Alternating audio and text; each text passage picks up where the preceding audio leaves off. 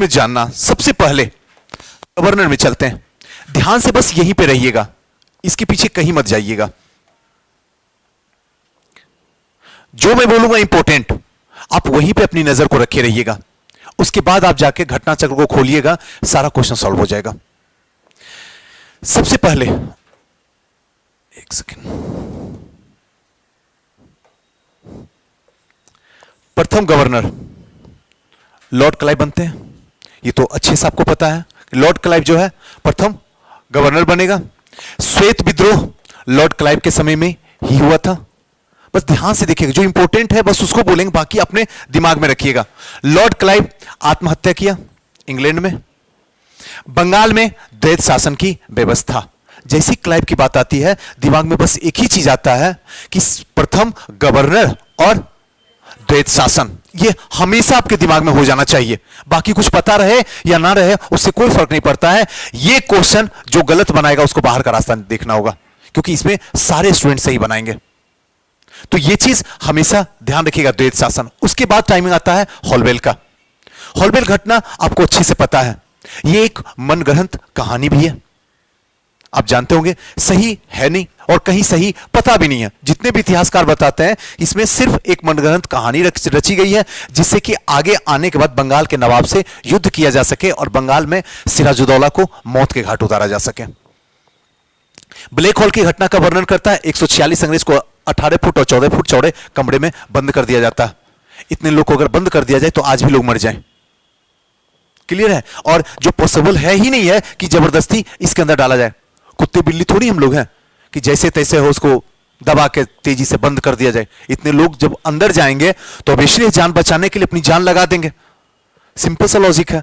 तो ये जो है एक मनगढ़ंत कहानी है जिसमें मात्र 3 लोग जिंदा बचते हैं। सॉरी, हाँ, 23 लोग जिंदा बचते हैं, जिसमें एक जो है हॉलबेल भी होता है, और हॉलबेल ही इस घटना की चर्चा करता है। नेक्स्ट है वेंसिस्टार्ट। ये कभी आप पढ़ते नहीं है, इसको आप सोचते हैं बस ऐसे ही रहने दो। ये सबसे इंपॉर्टेंट है।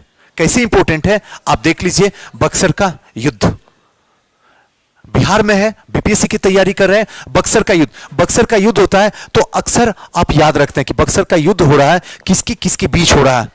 लेकिन कभी आपके दिमाग में कोई यह नहीं बताने की कोशिश करता है कि आखिर उस समय गवर्नर कौन है, कहीं नहीं है। तो ध्यान रखिएगा, जो सबसे पहले भारत पर गुलामी जो स्टार्ट होता है वो बक्सर के युद्ध से ही स्टार्ट होता है। जब स्टार्ट होता है तो वैसे स्टार्ट होता है। नहीं गया दिमाग में? नहीं गया दिमाग में? मेरा कहने का मतलब है कि पलासी का युद्ध हुआ तब तक बोला जा रहा था 1757 में कि यह धोखे का युद्ध है। लेकिन जैसे ही 1764 में बक्सर का युद्ध होता है उसके बाद क्लियर हो जाता है कि अब जो है सारे हिंदुस्तानी क्या हो गए, अंग्रेजों के गुलाम हो गए हैं। और आगे 1 साल के बाद 1765 में इलाहाबाद की संधि होती है। उसके बाद क्लियर हो जाता है कि अब जो है आगे आने वाले 200 सालों तक हिंदुस्तानी के पैरों में बेड़ियां बंधी रहने वाली है। तो स्टार्ट कहां से हो रहा? बक्सर के युद्ध से हो रहा। तो स्टार्ट बक्सर के युद्ध से हो रहा तो वैसे स्टार्ट से नहीं पकड़ लीजिएगा क्या ऑप्शन तक, नहीं भाग जाइएगा। क्यों याद कीजिएगा, सारा चीज को एक बार देख तो लीजिए।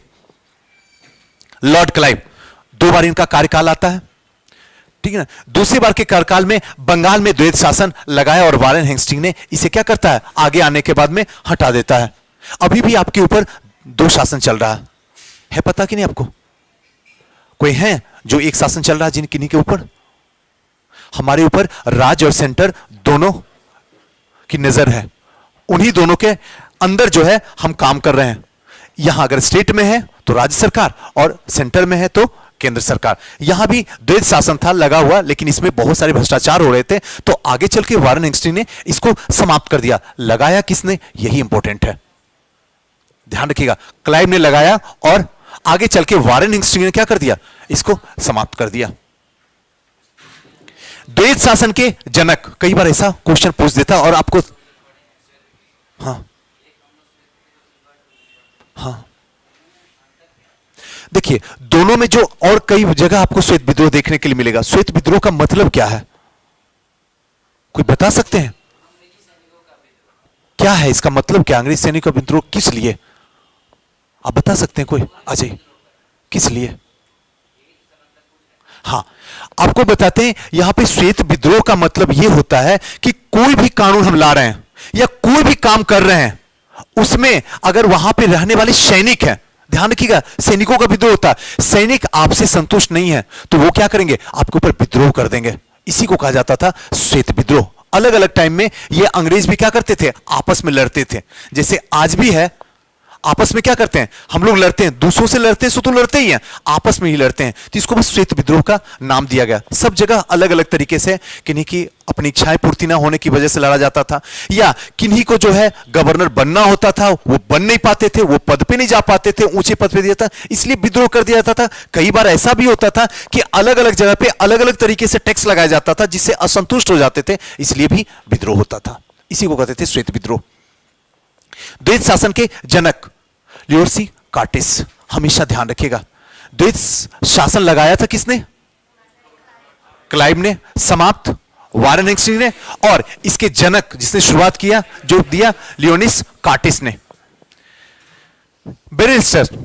बेरेलस्ट, ये क्या इनके समय प्रथम आंग्ल मैसूर युद्ध हुआ, और यह युद्ध में हैदर अली और अंग्रेजों के बीच हुआ था। ये हैदर अली का जैसे ही नाम आता है दिमाग कहां पे भागता है, मैसूर के पास भागता है। हमेशा इतिहास में एक चीज ध्यान रखिएगा, जो लाइनिंग जहां पे आ रहा है वहीं पे अपने दिमाग को लेकर चल जाइएगा। ये वही हैदर अली है जो टीपू सुल्तान के पुत्र थे। पीछे वाले को नहीं बताइएगा, सबको पता था क्या, इसलिए चुप थे, धीरे से बोले। देखो तो ये जो है कौन है, हैदर अली टीपू सुल्तान के पिताश्री हैं। इन्हीं के टाइम में ये हुआ था। कई बार क्वेश्चन पूछ देता है, जब वहां बताएंगे तो उसको क्लियर कर देंगे। कार्टियर, इनके कार्यकाल में कुछ भी ऐसा नहीं हुआ जिनके बारे में आपको बताया जा सके। इनके बीच में इतने ऐसे गवर्नर थे जिनके कार्यकाल में कोई ज्यादा खास नहीं हुआ, तो ज्यादा हम देखेंगे भी नहीं। नेक्स्ट आता है, असली स्टार्टिंग होता है वारेन हेस्टिंग्स से। 72 से 73 ये अंतिम टाइम में बना हुआ है जब ये सिर्फ गवर्नर होगा। इसके बाद का कार्यकाल जो शुरू होगा वहां से गवर्नर जनरल बन जाएगा। अब यहां के बाद अपने दिमाग को खोल के रखिएगा, क्योंकि यहीं के बाद आपका कंफ्यूजन शुरू होगा, और यहीं के बाद डाटा जो है आपके दिमाग से बाहर भागेगा, और यहीं के बाद आपका कंफ्यूजन क्रिएट हो जाएगा कि वारेन हेस्टिंग्स बोले या फिर क्लाइव बोले। इसलिए एकदम थोड़ा देर के लिए दिमाग को शांत रखिएगा, आपके दिमाग में सब डाल देंगे। वारेन हेस्टिंग्स भारत में न्यायिक सेवा का जन्मदाता। न्यायिक सेवा का जन्मदाता किसे कहा जा रहा है, वारेन हेस्टिंग्स को। वारेन हेस्टिंग्स ने 1773 में रेगुलेटिंग एक्ट के द्वारा कलकत्ता में सुप्रीम कोर्ट की स्थापना कर दिया। हम किस लिए याद करें इसको, याद करने का कोई मतलब ही नहीं बनता। हम क्यों रटें कहीं से, जब यहां पहले ही लाइन में बता दिया है न्यायिक सेवा का जन्मदाता, तो सुप्रीम कोर्ट भी इसी ने बनाया। क्यों रटे, क्या यहां से आपका दिमाग नहीं खुल सकता, ओपन हो सकता है कि न्यायिक सेवा का अगर जन्मदाता है तो सुप्रीम कोर्ट भी इसी ने बनाया। सबसे पहले महाभियोग भी वारेन हेस्टिंग्स पे ही लगा गया। अगर सुप्रीम कोर्ट ही बनाया होगा तो जाहिर सी बात है उसमें कुछ भ्रष्टाचारी किया होगा। ऐसे ही, हालांकि राम सिंह के अंदर में बताएंगे आपको, लेकिन ऐसे ही आपके दिमाग में कॉन्सेप्ट के साथ में आपको समझा रहे हैं, एक ऐसे ही मनगढ़ंत कॉन्सेप्ट कि अगर इसने न्यायिक सेवा का जन्मदाता है, सुप्रीम कोर्ट की स्थापना कर रहा है, तो इसका मतलब इसके अंदर भ्रष्टाचार हुआ है, और उसी भ्रष्टाचार में इसके ऊपर महाभियोग लगाया जा रहा है। महाभियोग आज के टाइम में किसके ऊपर लगता है, राष्ट्रपति के ऊपर। इस टाइम में यह पद जो है यह राष्ट्रपति वाला है, यानी सबसे पहला जो महाभियोग लगाया जाएगा वो कहां पर लगाया जाएगा, वाराणसी। यहां तो प्रीलिम्स का है इसलिए तेजी से भाग रहे हैं। जब भी महाभियोग किसी राष्ट्रपति पे लगेगा तो सबसे पहले इतिहास में ही खंगाला जाएगा। ये चीज ध्यान रखिएगा, भले उसे करंट का मुद्दा आप बना लीजिए, लेकिन जुड़ेगा वो इतिहास से ही पहले। महाभियोग वाराणसी पर लगाया जाता है, लेकिन ध्यान रखिएगा सुप्रीम कोर्ट की जब स्थापना करता है तो उसके जज कौन होते हैं, एलिजा एम्पे। इनका बड़ा रोल है आगे चल के, ध्यान रखिएगा एलिजा एम्पे को थोड़ा सा बस ध्यान रखना। आइए, महाभियोग के कारण क्या थे। इसने घूस लिया था मीर जाफर। ऐसे आप देखिएगा नोट्स तो आराम से पढ़ के निकल जाएगा। जैसे मीर जाफर की बात हुई तो दिमाग को रोक लीजिए, आखिर मीर जाफर कैरेक्टर का नाम आया तो ये है कौन। मैंने पिछली क्लास में ही मीर जाफर और मीर कासिम की बात मैंने किया था, याद कीजिए। जाफर यही बकलोल ससुर साहब, हंसिएगा नहीं, एक बार समझ लीजिएगा, ये बकलोल ससुर है, बस याद करने के लिए। कहीं ऐसा ना हो जाए कि दिमाग में मीर जाफर के जगह मीर कासिम आ जाए। ये कौन है, ससुर। और ससुर हो भी क्यों नहीं, क्योंकि बक्सर के युद्ध के बाद मीर जाफर का कोई इतिहास ही नहीं पता चलता। सॉरी, मीर कासिम का। मीर कासिम खत्म ही हो जाता जैसे बक्सर का युद्ध होता है, और इधर बंगाल का नवाब कौन बनता है? जाफर बनेगा ना। सिराजुद्दौला कैसे मरेगा? वो तो मर चुका है। यहां बक्सर का युद्ध हो रहा है, उसके बाद की बात कर रहा हूं। यहां पे कौन बना हुआ है? मीर जाफर बना हुआ है, और वहीं पे मीर जाफर की विधवा पत्नी जो है मुन्नी बेगम, इसका छोटा सा बेटा का संरक्षण लेने के लिए, संरक्षण देने के लिए, इसी के लिए इनके ऊपर महाभियोग चलाया जाता है। ध्यान रखिएगा। और यह मुकदमा जो है कौन करता है? नंद कुमार करता है कि यहां पे जो है वारेन हेस्टिंग गलत काम कर रहा है, और इसी के लिए वारेन हेस्टिंग के ऊपर मुकदमा चलता है। यह अलग बात। हां, संरक्षण दे रहा। हां, लगेगा नहीं, घूस ले रहा है ना। संरक्षण देने के लिए घूस ले रहा है, संरक्षण देने के लिए घूस नहीं ले सकते ना। हां, सुरक्षित रखने के लिए घूस ले रहा है। आप नहीं समझे मेरी बात को, किन्हीं को और डाउट हुआ है? संरक्षण देने का मतलब क्या है कि हम हैं, मान लीजिए कोई काम कर रहे हैं, तो ये हमारा अधिकार है कि हम अपने काम करें, लेकिन उसी काम में कुछ गलत जगह सिग्नेचर कर दें, जो आप लोग कीजिएगा आगे चल के। उसके बाद उसका परिणाम क्या होगा? क्या होगा उसका परिणाम? ज्यादा पैसा आएगा, ज्यादा पैसा आएगा ना। और उसके बाद में इंक्वायरी बैठेगा, जब कोई बता देगा कि इनके पास में इतनी दौलत कहां से आई है, तब जब इतिहास खंगाला जाएगा तब पता चलेगा इतना पैसा आएगा कि मशीन लाओ इनके घर में, और तब आपके ऊपर जो जो एफआईआर होगा वो आपके ऊपर चढ़ेगा। महाभियोग पर इस पर 1788-95 में मुक्त कर दिया गया। वो तो मुक्त करना ही था, सब कुछ तो उसी के हाथ में है। आगे चल के महाभियोग चलता है, हटाते हैं। इसे न्यायिक हत्यारा भी कहा जाता है। वारेन हेस्टिंग ही चल रहा है, वारेन हेस्टिंग को न्यायिक हत्यारा भी कहा जाता है। बनारस की संधि 1773 में वारेन हेस्टिंग और सुजाउद्दौला के बीच में होता है। मदरसा की स्थापना और गीता का अंग्रेजी अनुवाद भी इसी के टाइम में किया गया था। मदरसा और गीता, ये दोनों चीज याद रखिएगा, ये कई बार क्वेश्चन पूछा भी गया है।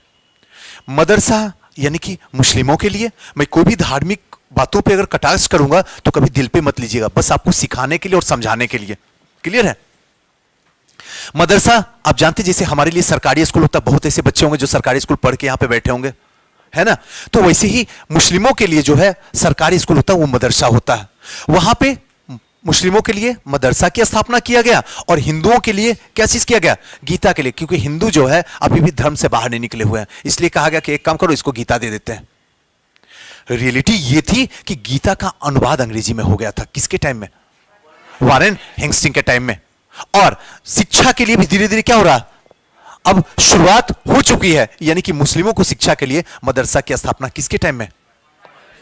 वारेन हेस्टिंग के टाइम में। रिंग फेंस की नीति, यह बड़ा इंपॉर्टेंट है। घेरे की नीति भी कई जगह हिंदी में आपको लिखा हुआ मिलता होगा, आपको समझ में नहीं आता है। रिंग फेंस की नीति, और सबसे पहला ऑप्शन हमारे जैसा अगर रहा टीचर तो पहले दे देंगे वेलेजली, डुप्ले। आओ ना, जाओगे कहां? उसके बाद डलहौजी। कितना लोग तो कहेगा वेलेजली, हड़प नीति तो नहीं था यार। दूसरा, जब दूसरा ऑप्शन के पास नजर दौड़ाएगा दूसरे आंख से, फिर दिखेगा डलहौजी। जैसी डलहौजी में आएगा तो लगेगा डलहौजी का भी हो सकता है। एक तो सहायक संधि वेलेजली में, और डलहौजी में हड़प नीति। तीसरा ऑप्शन में ले जाके दे देंगे वारेन हेस्टिंग। वारेन हेस्टिंग तक तो दिमाग ही नहीं काम करेगा, क्योंकि इतना कंफ्यूज हो जाएगी, वारेन हेस्टिंग तो पहुंच ही नहीं पाइएगा। और चौथा में दे देंगे, बाकी जो भी होगा क्लाइव उलाइव डाल देंगे। पांचवा इनमें से कोई नहीं, एक से अधिक। यार दोनों मार दो ऑप्शन, ये दोनों सही है। दोनों का यही मतलब ही होता है, मतलब होता है। और उस टाइम में मैं हमेशा बता रहा हूं, 2 घंटे का ऐसा प्रेशर है जो सब बर्दाश्त नहीं करता। पढ़ा हुआ सब होता है, सीखा हुआ सब होता है, डाटा सबके पास में रहता है, लेकिन 2 घंटे में निकल नहीं पाता। इसलिए ध्यान रखिएगा। रिंग फेस की नीति, रिंग फेस की नीति का मतलब हुआ, रिंग मतलब समझ में आ गया ना, जो कैसा होगा? गोल गोल सा, देखो तो गोल गोल सा घेरा, समझ में आया?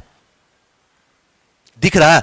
इस गोल गोल सा घेरा का मतलब क्या? रिंग फेस की नीति ये होती थी, इसका कहने का मतलब ये होता था कि अगर किसी भी राजा को संरक्षण देना हो, यानी कि बाहर से किसी भी राजा का इस पे अटैक ना हो जाए, इसके लिए क्या करता था?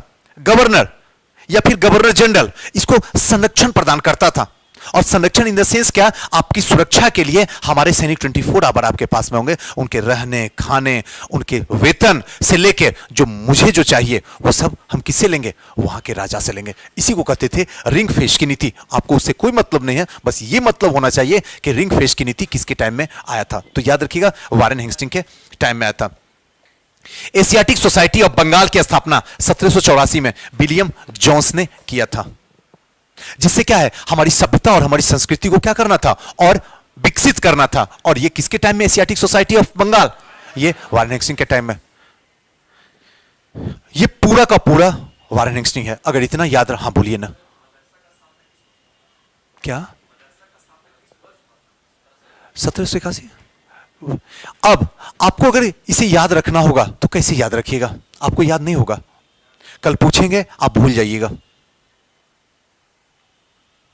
सबसे पहले चले एक राउंड तेजी से निकलते हैं, बहुत तेजी से।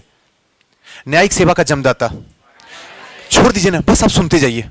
न्यायिक सेवा का जन्मदाता, अगर जन्मदाता है तो सीधा सा मतलब सुप्रीम कोर्ट की स्थापना किया होगा, और सुप्रीम कोर्ट का स्थापना किया होगा तो उसमें किसी ने किसी जज को बनाया होगा, और जज जो था एलिजा एम्पे, याद रहेगा।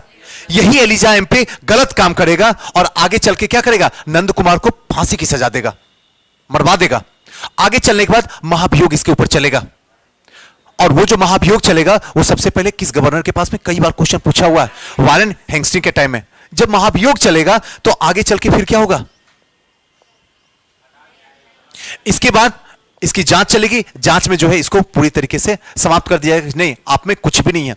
क्यों चला था उससे तो कोई मतलब नहीं, बस ये समझाने के लिए है। आगे चलने के बाद इसके बाद बनारस की संधि होगी, और बनारस की संधि के बाद जो सबसे इंपॉर्टेंट है, मदरसा और गीता, ये दोनों का ध्यान रखिएगा, एक हिंदू और दूसरा मुस्लिम। हिंदू में गीता का अनुवाद और मुस्लिम में मदरसा की स्थापना, किसके टाइम में, वारेन हेस्टिंग में। अगर मदरसा की स्थापना हो गई है, यानी शिक्षा का विकास धीरे धीरे हो रहा समझने के लिए, तो धीरे धीरे क्या किया जाएगा, एशियाटिक सोसाइटी थोड़ा ऊपर कर लेते हैं। यानी कि अब हमारी सभ्यता और संस्कृति को क्या करना है, बचाना। आप सभ्यता संस्कृति को कब बचाइएगा, जब आप शिक्षित रहिएगा तभी ना। जब शिक्षित रहिएगा नहीं तो क्या खाक बचाइएगा सभ्यता संस्कृति को। क्या अशिक्षित आदमी अपने सभ्यता, अपनी समाज को, अपने देश को समझता है क्या, बस वो अपने स्वार्थ को समझता है। लेकिन शिक्षित आदमी क्या है, वो सबसे पहले अपने देश को समझता है। अलग बात है एक्सेप्शन पर्सन को छोड़ दीजिए।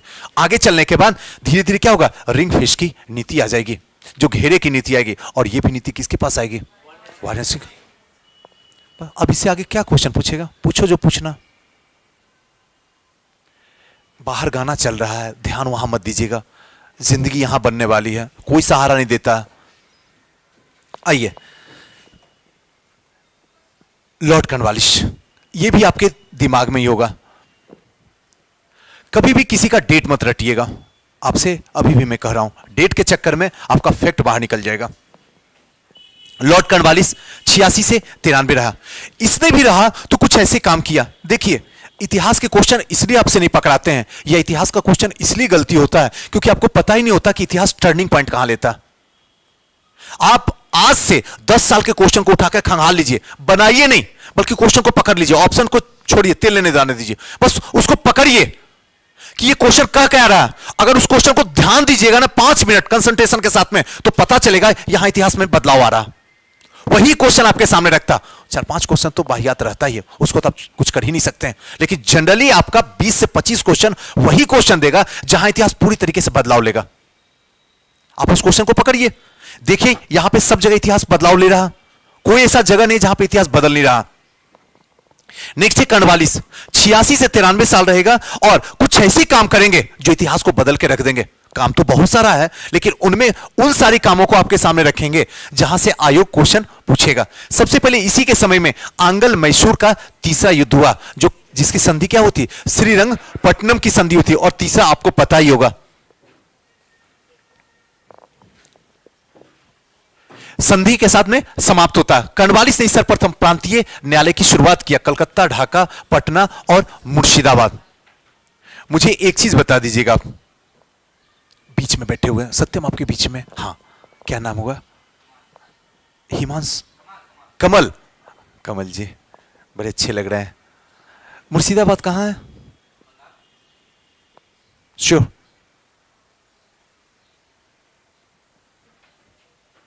प्रेम रंजन जी कहां?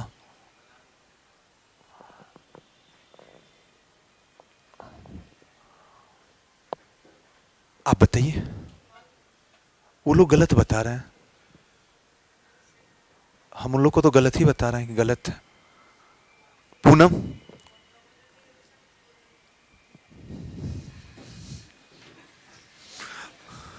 ऐसा डिटेल अगर बता देंगे तो दोबारा वो कुछ बोल सकता है? अपना भी मतलब हम दूसरे का कॉन्फिडेंस ले रहे हैं या हमारा ही ले रही है?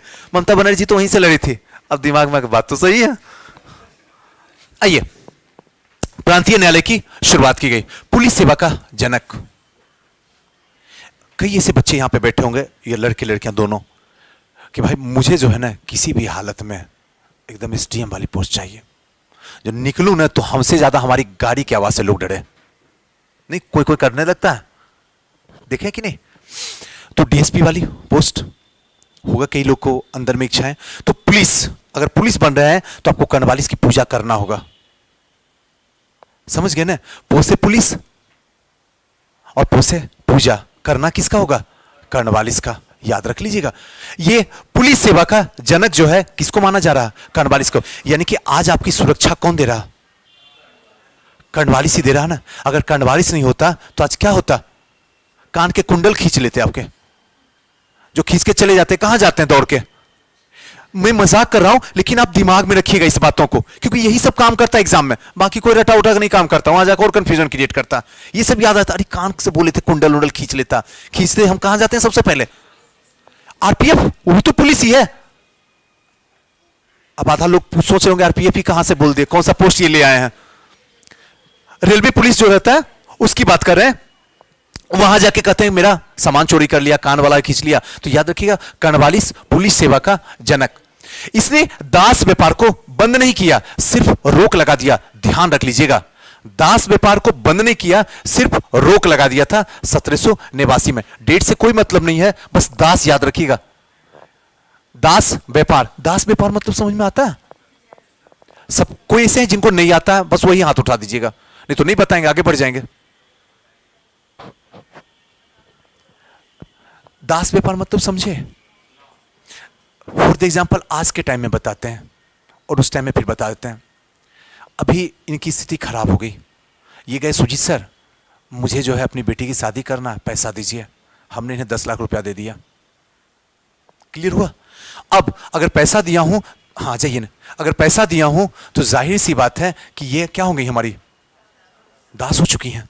अगर इंटरेस्ट जब तक देते रहेंगी,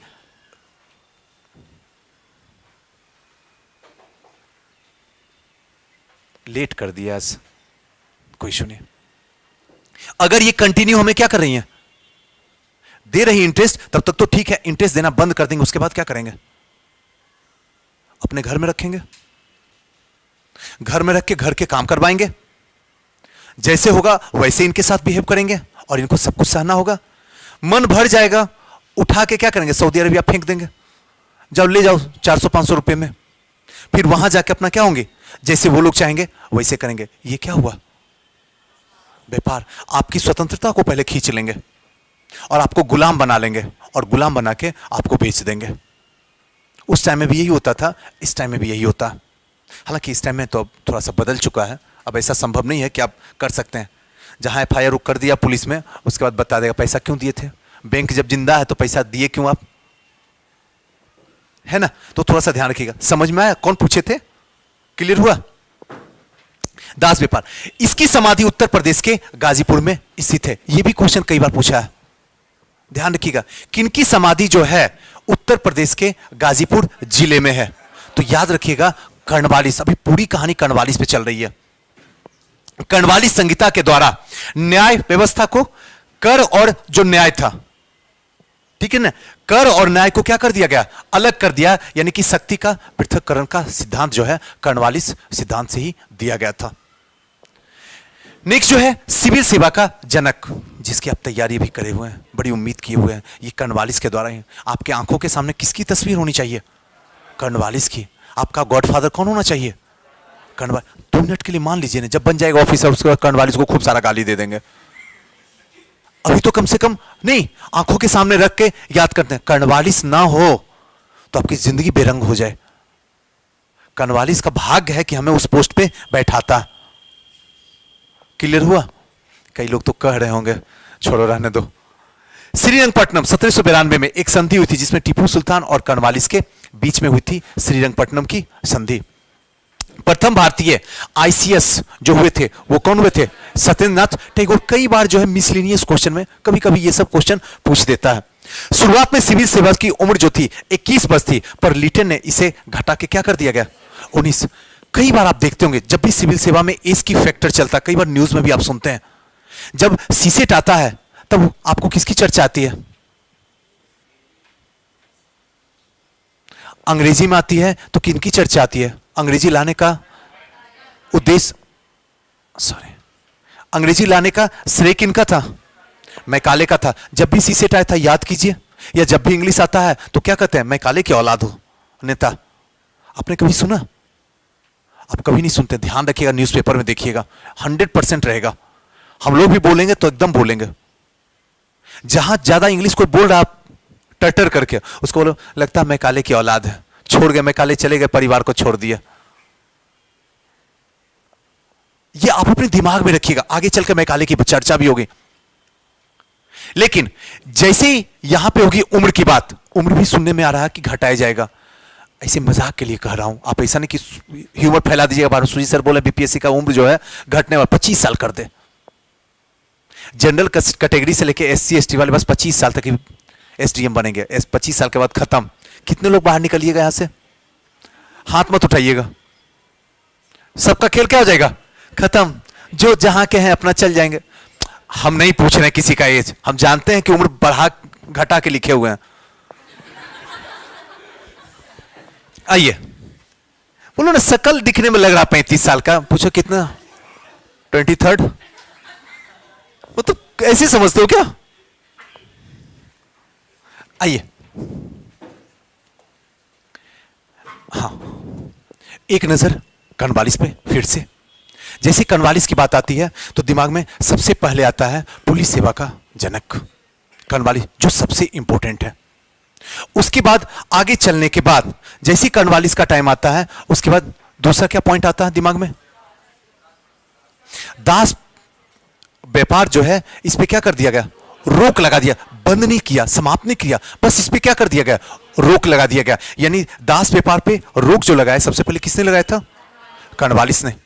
कर्नवालिस के टाइम में कर्नवालिस संहिता भी लाया गया, जिसमें टैक्स और न्याय, इन दोनों को क्या कर दिया? पहले एक साथ होता था टैक्स और न्याय, इन दोनों को क्या कर दिया? अलग कर दिया गया। यानी शक्ति का पृथक्करण जो किया गया वो किनके टाइम में किया गया?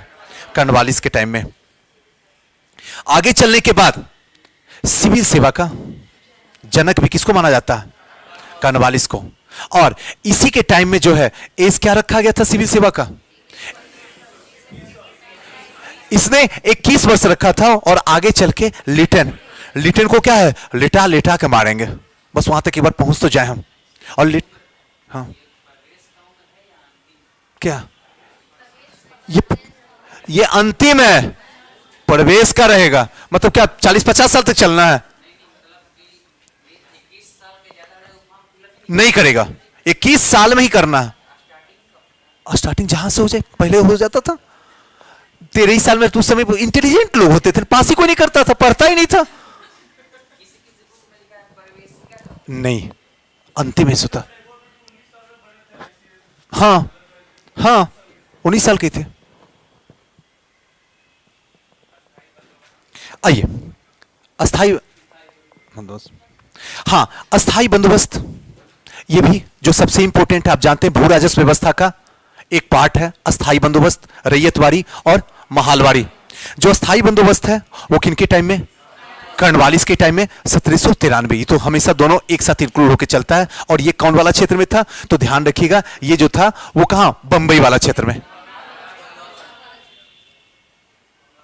इधर वाला एरिया पूरी तरीके से बंजर वाला एरिया लगता नहीं। इधर से तो प्रेम जी के बाद से तो उधर कोई बोलने के लिए तैयार ही नहीं लगता है। एनर्जी बचाता, सेव करता कि पोल्यूशन कम हो। बोलिए थोड़ा सा,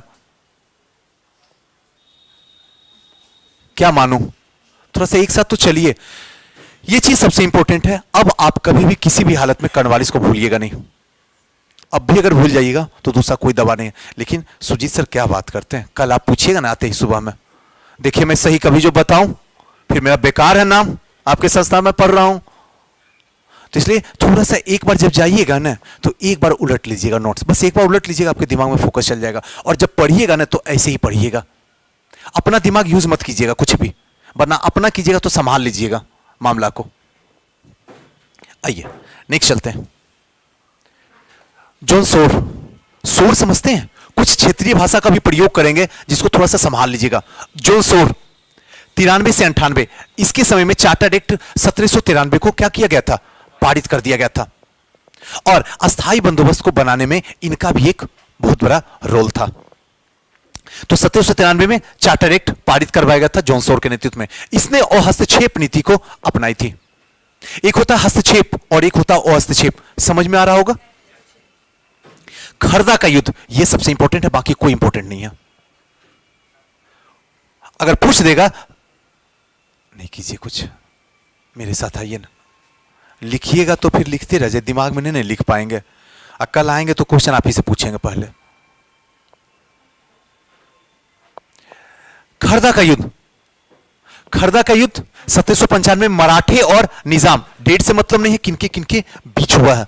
मराठे और निजाम के बीच, अगर छुपा भी दूं तो आसानी समझ में आ जाएगा कौन जीता होगा कौन हारा होगा। इनके बीच में निजाम हार गया था। खरदा ये सबसे इंपॉर्टेंट है, बता रहे हैं, रुको तो पहले। खरदा का युद्ध हो रहा है, मराठा और निजाम के बीच में हो रहा है। अब ये खरदा का युद्ध हो रहा है और यहां पे क्या है, जॉन सोर आपसे कुछ नहीं पूछेगा कहां है, बस ये पूछेगा खरदा का युद्ध जो है कौन से गवर्नर जनरल के समय में हुआ था।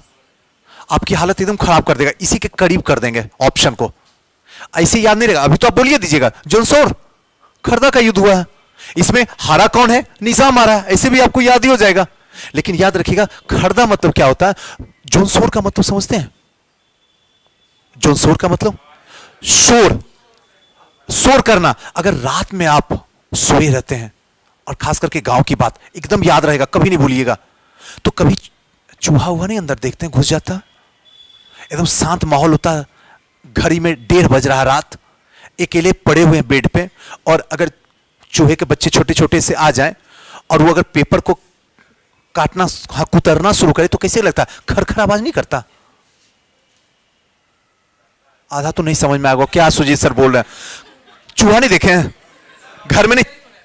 हाँ अब लाउड स्पीकर वहां लगा दीजिएगा, माइक, हद है, वो खरखर करता नहीं आवाज होता, सबको आवाज होता। अब वो ऐसा ही टाइम में आता जब आप सोइएगा तभी वो आएगा, इतना प्यार से खरखराएगा ना कि खरदा के युद्ध से कम नहीं खरखराएगा, ठीक है ना। और वो जो खरखर होता है वो शोर होता है कान पे उस समय।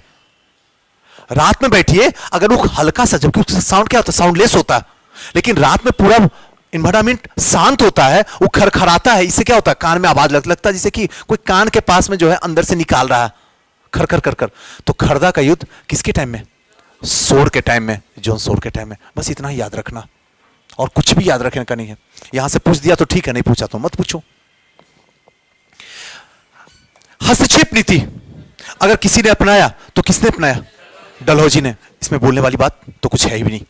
वेलेस्ली, जैसी वेलेस्ली की बात आती है आपके दिमाग में सीधा एक ही बात आता है, सहायक संधि। और जब वेलेस्ली का टाइम आता है तो सीधा दिमाग में आ जाता है डुप्ले भी। यहां पे एक ऐसा कंफ्यूजन वाला क्वेश्चन आता है कि जब जब देता है तब तब सबको लेकर डूब जाता कि पहली सहायक संधि जो है किसके द्वारा शुरू किया गया था। ऑप्शन में दोनों रहता है, टीचर जो भी पढ़ाना होता है पढ़ाते ही हैं, बुक भी बताता ही है, दोनों बात बताता, लेकिन ठीक से बच्चे समझ नहीं पाते हैं। जब भी प्रथम की बात आएगा तो सीधे उठना है और फ्रांसीसी गवर्नर डुप्ले के पास चले जाना। डुप्ले ने जो सहायक संधि किया था वो किसके साथ किया था, अवध के नवाब के पास में किया था। एक चीज ध्यान रखिएगा, बीच वाले को खड़ा कीजिए तो, हाँ हाँ अभी बैठे बैठे बता, अवध अभी इस टाइम में कौन सा क्षेत्र है,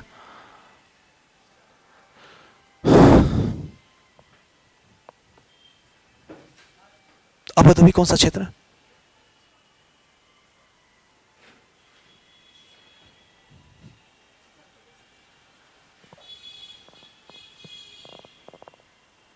नाम नहीं जानते इसलिए, हाँ समझ गए ना, बताइए। हाँ अच्छा, हंसिए हंसिए नहीं, किसी के बोलने पे हंसिए नहीं, फिर वो नहीं बता पाएंगे अगली बार, आपकी हंसी उनकी जिंदगी बर्बाद कर देगी। हंसिए नहीं, बोलने दीजिए उनको। हाँ, बिहार वाला क्षेत्र नहीं कुछ आता क्या, आइडिया है? बिहार वाला गलत करना हो तो कितना आसानी से किया जा सकता। अवध वाला जो क्षेत्र आता है यूपी वाला क्षेत्र है, क्लियर है, ध्यान रखिएगा। आइए आप भी ध्यान रखिएगा जिनसे पूछे थे। लॉर्ड वेलेस्ली, जब हमने बताया डुप्ले, आप दिमाग में रखिएगा जब प्रथम की बात आएगी तो सीधे डुप्ले में मारना है, कभी भी वेलेस्ली में। सहायक संधि को एक बार समझ जाइए, कभी नहीं भूलिएगा। सहायक संधि का मतलब होता है कि आपसे हम क्या है, समझौता कर लेंगे जिस भी चीज का करें। जनरली जब भी सहायक संधि बताते हैं तो सीधा हम कहते हैं शादी की बात। एक तो शादी की बात बोलने का मौका भी नहीं मिलता इतिहास में, हमेशा लड़ाई झगड़ा होता है, तो सोचे इसको बना ही देते सहायक संधि। जब भी आपकी दीदी की शादी होती है तो उसमें सहायक संधि होती है, उधर गधे वाले के साथ में और इधर आपकी दीदी के साथ में, ताकि वो गधा वाला क्या मांगेगा, क्या डिमांड करेगा, किस तरीके से चाहिए, अपने राजपाल यादव होगा, खोजेगा कि टीना कैप से कम नहीं, वो भी आपको क्या करना है, समझौता करवाना होगा। आप भी कम थोड़ी हैं, हम लोग थोड़ी कम है।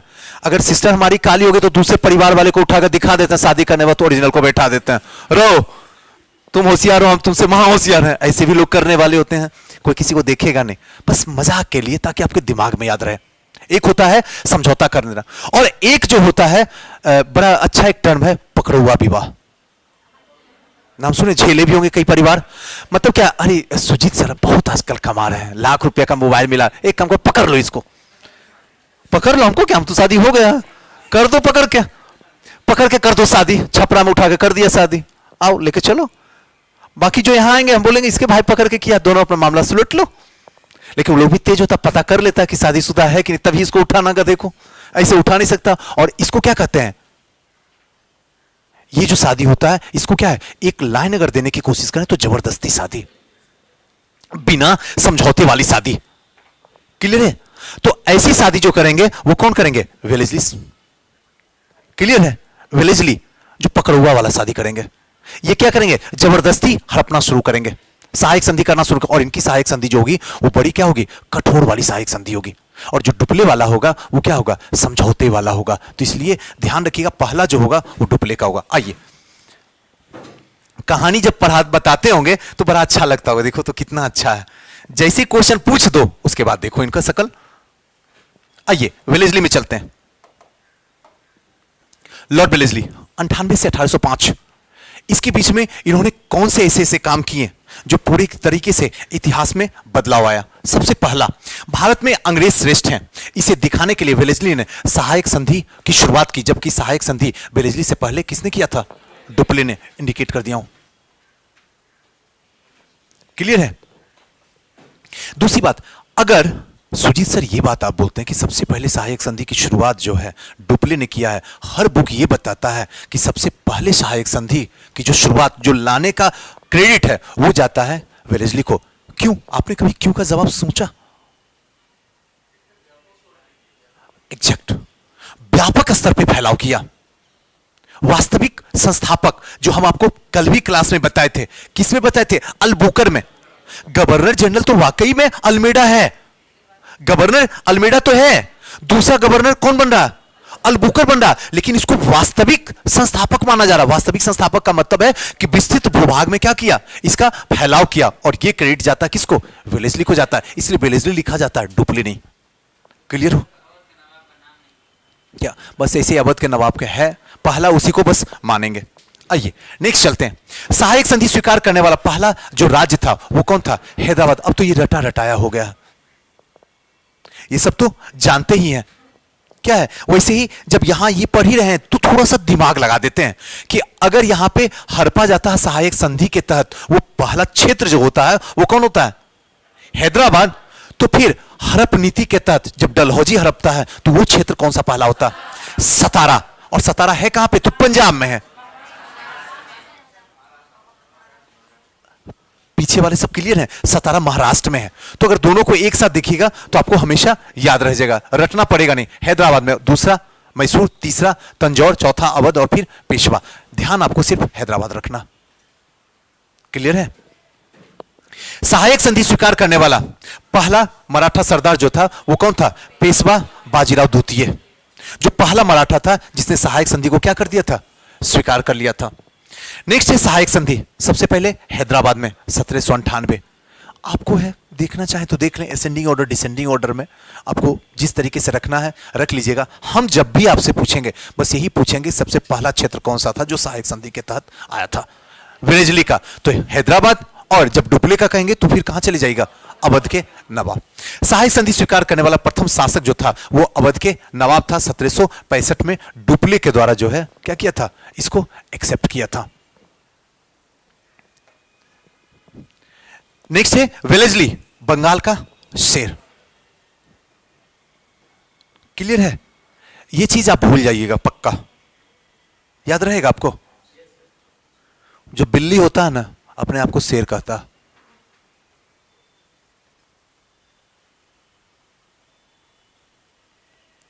नहीं समझे होंगे? वेलेस्ली बिल्ली अपने आप को क्या कह रहा? शेर कह रहा है। कहां? बंगाल का ही तो है, बंगाल का शेर। वो आपके ऊपर है कैसे आप याद रख लीजिए। अगर आपके पास भी ट्रिक है तो आप अपना यूज कर सकते हैं। ये सबसे आसान ट्रिक है, आप कभी भूल ही नहीं सकते हैं। ठीक है ना? इसको क्या कहा गया? बंगाल का शेर। और बंगाल टाइगर अभी अगर बोला जाता तो किनको बोला जाता? दादा को। हम गलत बोले। इस टाइम में ऐसे उनका नाम जो पड़ा है वो किनका? क्रिकेटर है, दादा का नाम। हमारे जैसा टीचर का पहला ही ऑप्शन डाल देंगे, दादा का नाम। घूमो। और कई स्टूडेंट तो क्या करेंगे? बंगाल का शेर, अंग्रेजी वाला देख लेते हैं यार क्या है, बंगाल टाइगर ही रहेगा लिखा हुआ, मारो दादा को ऐसे से। उसके बाद हम पूछेंगे जब निकलोगे हॉल से बाहर, तो अगर ऐसा दे दिया जाए तो कितने का विकेट चौपट कर देगा। ध्यान रखिएगा। बंगाल का शेर कौन होंगे? वेलेस्ली। ध्यान रखिए। इसी समय टीपू जो है फोर्थ आंग्ल मैसूर युद्ध 1799 में क्या होता है? मारा जाता है। यानी टीपू सुल्तान इस दुनिया से जब जाता है उस समय गवर्नर जनरल कौन होता है भारत का? वेलेस्ली होता है। वेलेस्ली के टाइम में टीपू का अंत हो जाता है। एक शेर वेलेस्ली और दूसरा एक बंगाल का शेर तो दूसरा मैसूर का शेर, दोनों एक साथ। याद रख लीजिएगा इस तरीके से करने से, ताकि आपके दिमाग से जाए नहीं। रटने की कोशिश कुछ मत कीजिए, रटिएगा तो उम्र ही गुजर जाएगा। रटिए नहीं, बस एक दूसरे से बस जोड़ लीजिए जैसे आप जोड़ सकते हैं। आपके पास ट्रिक है, जोड़ लीजिए, लेकिन गलत ना होना चाहिए एग्जामिनेशन हॉल में। एनी हाउ दोनों शेर है ना, एक मैसूर का शेर है या नहीं है? उसका भी आ रहा है, और दूसरा कौन है? बंगाल का है। वो कौन है? वेलेस्ली है। वेलेस्ली के टाइम में तो समाप्त हो जाता। आइए 1800 में कलकत्ता में फोर्ट विलियम कॉलेज की स्थापना की गई, जो 1854 तक अंग्रेजों को भारतीय भाषा में शिक्षा देने के लिए चलता रहा। अब धीरे धीरे क्या हुआ? शिक्षा का प्रभाव शुरू हो गया वेलेस्ली के टाइम से। शीघ्र ही 1805 में अपने दूसरे कार्यकाल के दौरान होते ही इनकी क्या होती है? वेलेस्ली की मृत्यु हो जाती है। दूसरा कार्यकाल जैसे इनका होता है उसके बाद इस दुनिया से अलविदा हो जाते हैं। सहायक संधि वही है जो हमने आपको बताया था। अगर वेलेस्ली की बात करें तो वेलेस्ली में अगर क्वेश्चन आयोग देगा तो मैं बता देता हूं क्या देगा। एक तो सबसे पहले कि मैसूर का जो फोर्थ वॉर हुआ था वो किसके टाइम में हुआ था? वेलेस्ली के टाइम में। जैसी फोर्थ वॉर की बात आएगी तो एक मैसूर का भी शेर है जिसकी मृत्यु 1799 में हो जाती है, और जिस समय मृत्यु होती है उस समय बंगाल का टाइगर जिंदा होता है, वेलेस्ली। ये चीज ध्यान रखिएगा। सहायक संधि वेलेस्ली के टाइम में आया था। सहायक संधि के तहत जो सबसे पहला क्षेत्र को एक्सेप्ट किया गया था, हड़पा गया था, रखा गया था, वो कौन सा था? हैदराबाद। लेकिन इससे पहले एक सहायक संधि हुआ था, वो किसके द्वारा हुआ था? फ्रांसीसी गवर्नर डुप्ले के द्वारा हुआ था। और वो किसके साथ हुआ था सहायक संधि? अवध के नवाब के साथ में होता। बस इतना याद रखना। ये तो आप खुद ही बोले, मैं तो कुछ बोल भी नहीं रहा हूं। अगर इतना पता है तो फिर काम खत्म है। हाँ बोलिए ना। नहीं, ये एक्सपायर कर गए थे। हाँ कर्नवालिस में मारा था। हाँ वो भी। आइए जॉर्ज बार्लो, इनके टाइम में भी कुछ ऐसा काम हुआ है जो आपके दिमाग में रखना होगा। नदीम सरपंच जी देख रहे हैं पक्का ना?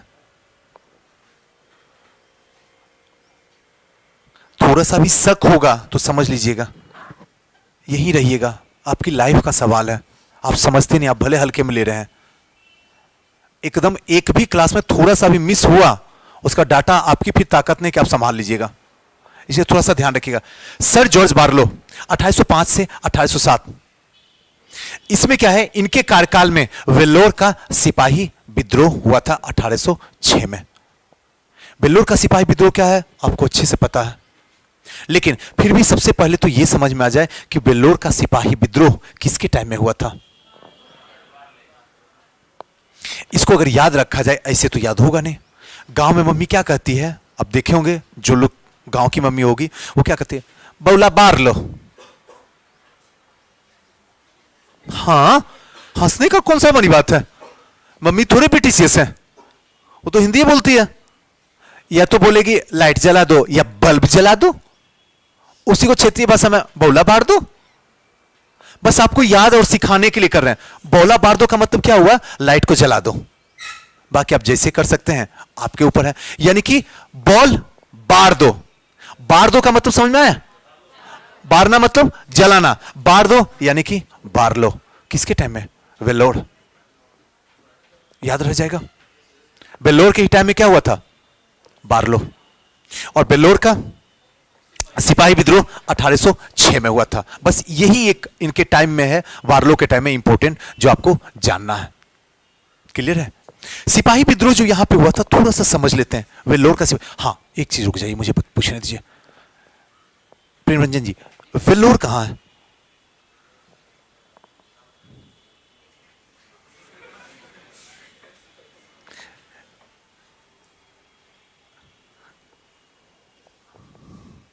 बंगाल टाइगर कौन बोल लिखे हैं, आरती जी, बेलेजली को, सौरव गांगुली को नहीं, ध्यान रखिएगा। आपका आंसर सही भी नहीं कहा जा सकता, गलत भी नहीं कहा जा सकता, मध्यम मार्ग अपनाए बुद्ध वाला। आप तो बता ही सकते हैं, वेल्लोर आपसे ही पूछेंगे। हाँ, तमिलनाडु।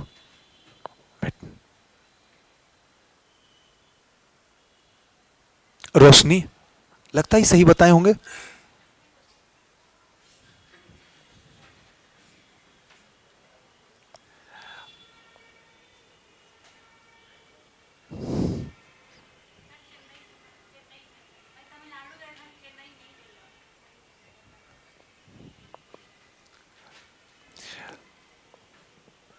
गप नहीं कीजिए सॉरी, अगले क्लास में डिवोर्स करवा देंगे। गलत गप मत कीजिए, गप करने के थोड़ी यहां पे पैसा लेकर बैठा है, बैठ जाते हैं गप करते हैं, अच्छा लगता है गप करना क्या। बस वीआईटी, हाँ इंजीनियरिंग हम करवाएंगे। बताइए आप ही, सॉरी। दीवाल में इनको चुनवाओ पहले, देखिए। बताइए प्रवीण जी,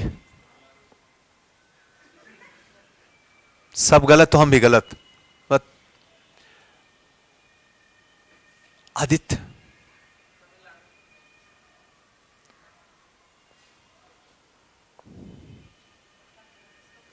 आपने नाम सुना होगा, बड़ी अच्छी इंजीनियरिंग कॉलेज है, हालांकि वो बोल ही दिए, वीआईटी, वीआईटी, एसआरएम, ये सब जो है यूनिक कॉलेज में से एक है। अपना भी कॉलेज का नाम हम ले लिए, बस चेन्नई में, बड़ा सुपर और बड़ा शानदार कॉलेज है। ये सब के सब तमिलनाडु में है, ठीक है ना। तो ध्यान रखिएगा। क्या, हाँ आई इंस्टीट्यूट भी है, शंकर नेत्रालय, जो एशिया का नंबर 1 है, बहुत शानदार है। हाँ चेन्नई में ही है। हाँ उसके लिए भी फेमस है, बहुत फेमस है। अगर वहाँ डॉक्टर ने देख लिया और बोल दिया नहीं ठीक होगा, तो फिर एशिया में कहीं कोई ऐसा डॉक्टर नहीं जो आपका ठीक कर दे। आइए, हाँ, वेल्लोर का सिपाही विद्रोह 1806 में हुआ था। सिपाही विद्रोह क्या था जरा बताइए। सॉरी,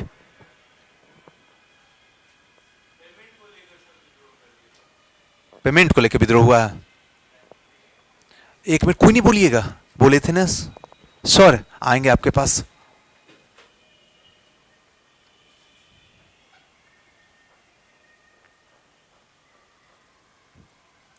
खुशी बताओ।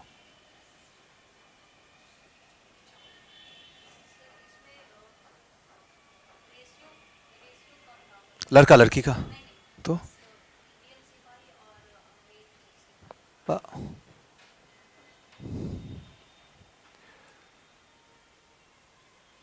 बताइए आदित्य।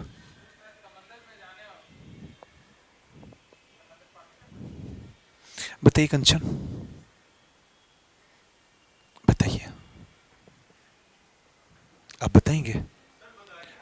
नहीं, आपसे पूछेंगे ही हमने। बताइए, बताइए। एग्जैक्ट।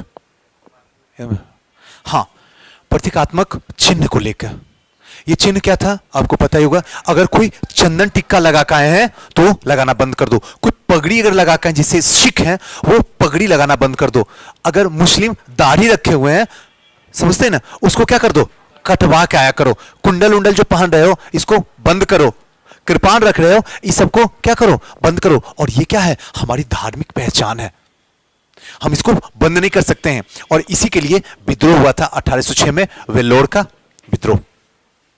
आइए नेक्स्ट है मिंटो प्रथम। याद रखिएगा, मिंटो दो आएंगे, प्रथम को ध्यान रखिएगा, और दूसरा कहां पे जाएंगे, मार्ले मिंटो सुधार। एग्जैक्ट।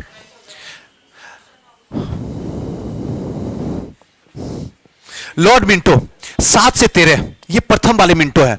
और दीपक सर बोले बंद करने, बस एक है, देख ले पहले।